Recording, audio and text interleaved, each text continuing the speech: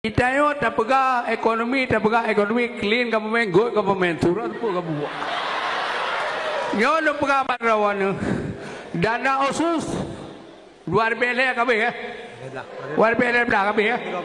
Luar biasa berarti 8 ton ru. Ya kan? Mak 8 ton ru, PKK ni dinai pertanian dan perkebunan payah pula abad janeng mula. Mahandu. Man lo harap baru ni Bandung jauh alih dari ini fikir pun masa apa dia meyahan hanya jabut hanya jalan dan menansi harap pemerintah be keretat aturan lah berjit adalah awak-awak tinggi dan kita nombor dah tahu nya lo lagi pakai tetapi diskriminasi ini tu tak cukup ni tak cukup itu tinggal leher ini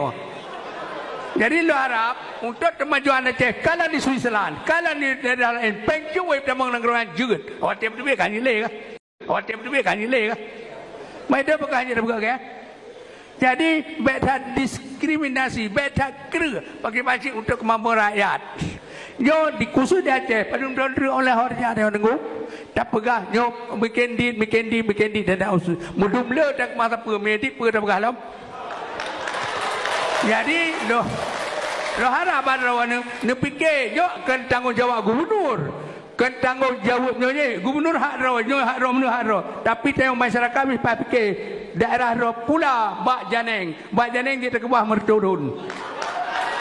ba nyo baik juga baik lagi itu kalau lahir baik lagi dia punya pang apa nyo baik jadi dalam hal itu ino tapi ke masalah ekonomi tapi ke jalan nanti biar ilo kalau mungkin nak misal lo dia gubernur ke peng kadi tinggal kirimeh baru lo dapat